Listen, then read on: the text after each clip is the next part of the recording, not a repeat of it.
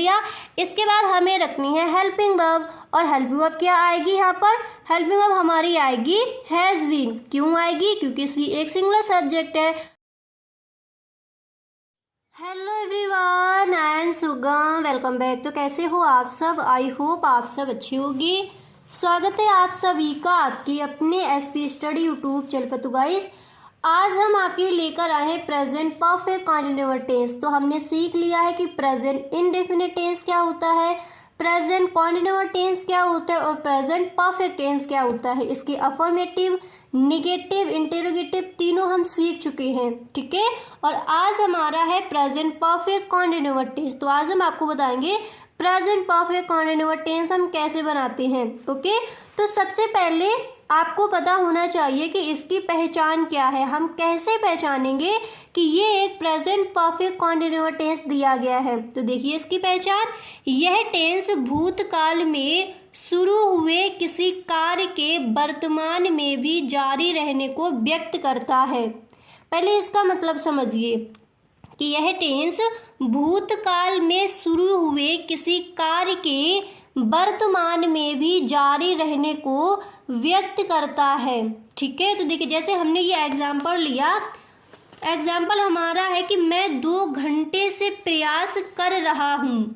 जैसे हमने एग्जाम्पल लिया कि मैं 2 घंटे से, ठीक है, मैं 2 घंटे से प्रयास कर रहा हूँ, प्रयास कर रहा हूँ, जैसे हमने ये कहा। तो यहाँ पर दिया गया यह टेंस भूतकाल में शुरू हुए किसी कार्य के वर्तमान यानी प्रेजेंट में भी जारी रहने को व्यक्त करता। तो मैं 2 घंटे से प्रयास कर रहा हूँ। तो देख लीजिए मैं 2 घंटे से, यानी 2 घंटे ये किस में चले गए? फ्यूचर में, यानी भूतकाल में हो गया कि मैं 2 घंटे से प्रयास कर रहा हूँ, और प्रयास कर रहा हूँ, अभी भी कर रहा हूँ, यानी प्रेजेंट में भी कार्य हो रहा है। तो समझ आगे पहचान, यह टेंस भूतकाल में शुरू हुए यानी 2 घंटे से वो कार्य कर रहा था। तो जैसे कोई टाइम है, बीता हुआ जो काल होता है वो हमारा क्या हो जाता है? भूतकाल हो जाता है, ठीक है। तो वही यहाँ पर बताया गया है। तो मतलब वही यहाँ पर देखिए थोड़ा मिस्टेक हो गया, यहाँ पर मैं फ्यूचर बोल गई, यानी पास्ट में। भूतकाल हमारा क्या होता है? पास्ट, और फ्यूचर हो जाएगा भविष्य काल, ठीक है।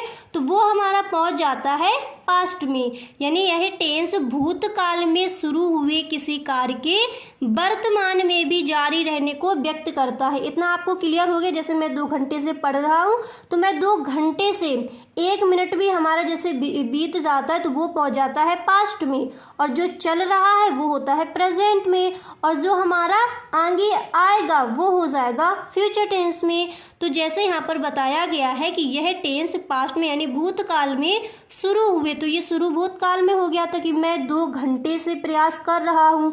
क्लियर हो गया अच्छे से? अब आगे देखिए इसकी पहचान, यह टेंस भूतकाल में शुरू हुए किसी कार्य के वर्तमान में भी जारी रहने को व्यक्त करता है। वाक्य के अंत में रहा है, रही है, रहे हैं आदि शब्द आते हैं। अच्छे से आपको पहचान क्लियर हो गई, ठीक है। अब आप पहचान लोगे कि प्रेजेंट परफेक्ट कंटीन्यूअस टेंस कैसा होता है, पहचान आपको समझ आ गई। अब आप यहाँ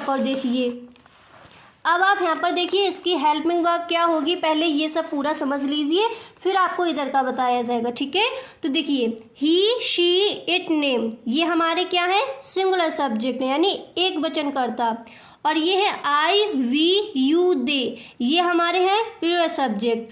तो इसमें देखिए हेल्पिंग वर्ब क्या यूज होती है, ये समझिए, हैज बीन और हैव बीन। अगर हमारे सब्जेक्ट हमें ही, शी, इट, नेम दिए गए हैं, यानी अगर हमारा वाक्य वह, ये लड़के के लिए हो गया, ये लड़की के लिए हो जाएगा वह, इसका मतलब भी वह, इसका मतलब भी वह, ये, या फिर किसी का नेम दिया गया है, इससे अगर हमारा वाक्य प्रारंभ होता है तो वहां पर हमारा हेल्पिंग वर्ब हैज बीन आएगा। अभी मैं आपको पूरा बताऊंगी, ठीक है।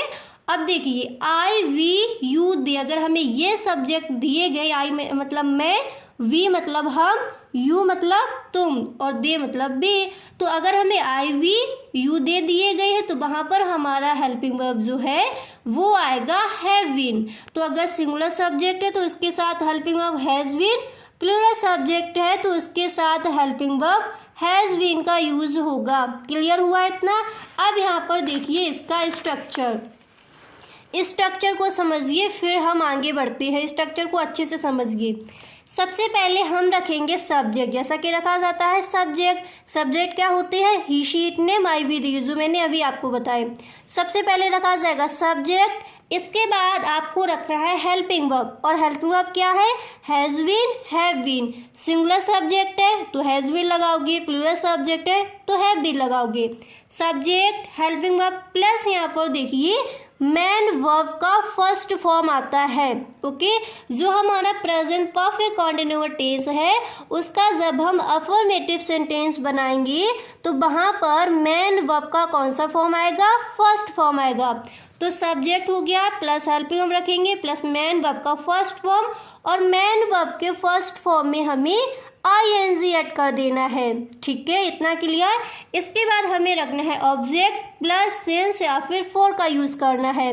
अभी हम आपको बताएंगे सेंस का प्रयोग आप कहाँ करोगे और फॉर का प्रयोग आप कहाँ करोगे। इसके बाद जो भी आपका टाइम दिया गया है फिर आपको उसकी अंग्रेजी लगा देनी है। ठीक है, आप चलिए बनाना शुरू करते हैं। तो देखिए अगर आपको निश्चित समय दिया गया है तो वहाँ पर हम क्या यूज़ करेंगे? सेंस।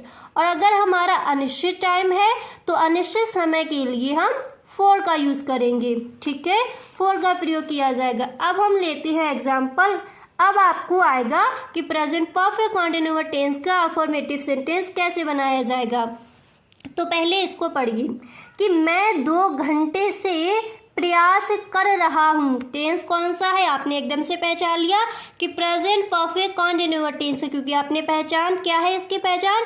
इस टेंस, जो यह टेंस है भूतकाल में शुरू हुए किसी कार्य के वर्तमान में भी जारी रहने को व्यक्त करता है, और अंत में हमें रहा है, रही है शब्द मिलते हैं। तो मैं 2 घंटे से प्रयास कर रहा हूँ। टेंस हमारा प्रेजेंट परफेक्ट कॉन्टिन्यूअस टेंस का अफर्मेटिव सेंटेंस है। चलिए कैसे बनाएंगे? सबसे पहले हम रखेंगे सब्जेक्ट। सब्जेक्ट हमारा यहाँ पर क्या है? मैं। ठीक है, यानी आई। ओके, तो अगर आई हमारा सब्जेक्ट है तो यहाँ पर हमारा हेल्पिंग वर्ब क्या आएगा? हैव बीन आएगा।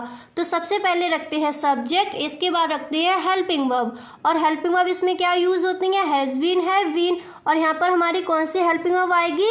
हैज़ बीन आएगी। क्यों आएगी? क्योंकि आई हमारा प्लूरल सब्जेक्ट है, तो आई हैव बीन। इसके बाद देखिए मैन वर्ब यानी वर्ब का आएगा फर्स्ट फॉर्म। वर्ब के फर्स्ट फॉर्म में आप करोगे ING ऐड, तो क्या हो जाएगा? Trying. I have been trying. And इसके बाद हमें क्या करना है? इसके बाद जो भी हमारा अगर बाकी में ऑब्जेक्ट दिया गया है उसकी अंग्रेजी लगानी। यहाँ पर अगर आपको ऑब्जेक्ट नहीं दिया गया है तो फिर आपको सेंस या फिर फॉर का यूज़ करना है। ठीक है, अब देखिए निश्चित समय के लिए किसका? सेंस का प्रयोग, अनिश्चित समय के लिए फॉर का प्रयोग। अब यहाँ पर आपका कैसा समय दिया गया है? अनिश्चित टाइम दिया गया। हमने कैसे पहचाना?